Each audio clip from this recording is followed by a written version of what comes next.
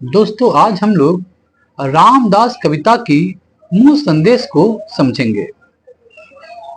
रामदास के माध्यम से कवि रघुवीर सहाय ने आज की व्यवस्था पर युवा पीढ़ी की हताशा, निराशा एवं कुंठा को प्रदर्शित किया है।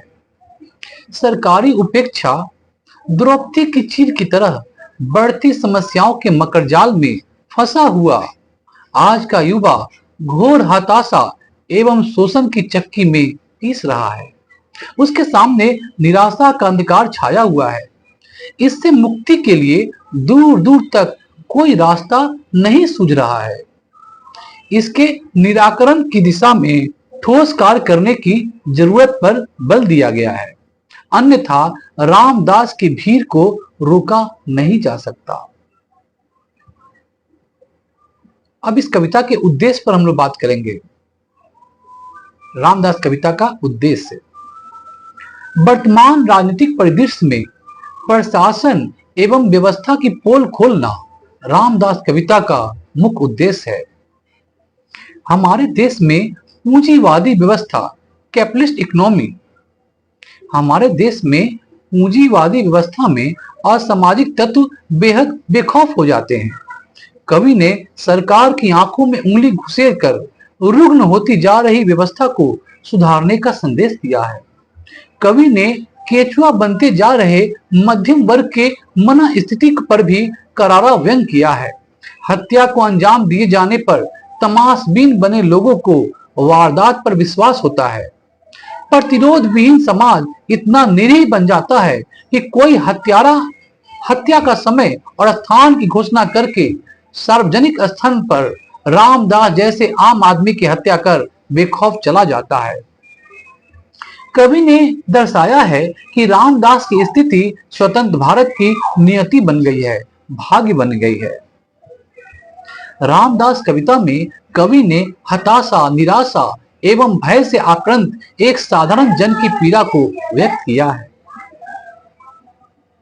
कविता में रामदास के वध स्थल का विवरण है, जहां उसकी हत्या हुई थी। कवि ने कहा है कि शहर की चौड़ी सड़क से जुड़ी एक पतली गली थी। दिन का समय था। आकाश में बदली छाई हुई थी। आकाश में छाई बदली देश में व्याप्त आतंक की छाया का प्रतीक है। रामदास का मन उदास था। उसे उसकी मौत का समय और स्थान बता दिया गया था। कुछ ही क्षणों के उपरांत उसकी जीवन लीला समाप्त होने वाली थी। रामदास धीरे धीरे अपने वध स्थल की ओर बढ़ता है। पहले उसने किसी को अपने साथ लेने की बात सोची थी, लेकिन कुछ सोचकर उसने अपने विचार बदल दिए। शायद वो जानता था कि किसी के साथ उसकी परिणति में परिवर्तन नहीं होना है। दरअसल सड़क पर वो अकेला तो था नहीं, वहां अनेक लोग मौजूद थे। वे सभी मौन थे। समस्त दर्शक निहत्थे थे। उन तमाम लोगों को रामदास की हत्या की सूचना पहले से थी। रामदास सड़क के बीचों बीच खड़ा था। उसके पास अपने बचाव का कोई मार्ग नहीं बचा था। अपने बचाव में उसने अपने दोनों हथेलियों से अपने पेट को ढक रखा था। वह सधे हुए कदमों से चलकर आगे आया। वहां खड़े लोग स्वयं डर से सहमे हुए थे। वहां खड़े लोग स्वयं डर से सहम गए। तमाशबीन बने लोग अपनी आंखें गड़ाए रामदास के भाग को देख रहे थे, उसकी परिणति को देख रहे थे। यह अत्यंत दर्दनाक और दहशत पैदा करने वाला नजारा था, दृश्य है। तमाम लोगों की मौजूदगी में रामदास का सधे कदमों से आगे बढ़ना हमारे देश की व्यवस्था और देशवासियों की असहायता का परिचायक है। गली से बाहर निकलकर हत्यारे ने रामदास का नाम पुकारा। उसने हाथ तोलकर चाकू से रामदास के ऊपर वार किया। उसकी देह से खून का फव्वारा फूट पड़ा। तमाशबीन लोग उसकी हत्या के उपरांत आपस में चर्चा करते हैं कि उसने अपनी हत्या की सच्ची खबर सुनाई थी। कविता का व्यंग इस बात में छुपा हुआ है कि अपने अनिष्ट की आशंका मात्र से लोगों की रूह कांप उठती है, लेकिन रामदास कितना मजबूर है कि वह हत्यारे के आह्वान पर भीड़ से निकलकर सामने आ जाता है। वह अपने बचाव में कुछ भी नहीं कर पाता है।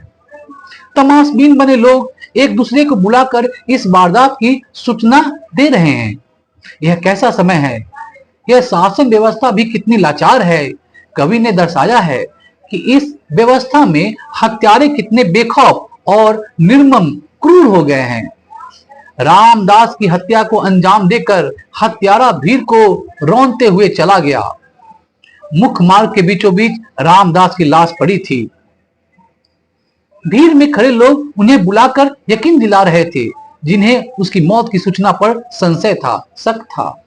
मुख्य मार्ग पर पड़ी रामदास की लाश लोकतंत्र की लाश का और भीड़ को चीरती हुई हत्यारे का चला जाना प्रतिरोध विहीन समाज का प्रतीक है। इस प्रकार रामदास कविता में कवि ने हताशा, निराशा एवं भय से आक्रांत एक साधारण जन की पीड़ा को व्यक्त किया है। तो आज हम लोग डिस्कस किए इस कविता में रामदास कविता का उद्देश्य और मूल भाव। आशा करता हूं आपको समझ में आया होगा। हमारे इस वीडियो को लाइक और शेयर कीजिए और हमारे चैनल को सब्सक्राइब कीजिए। थैंक यू, धन्यवाद।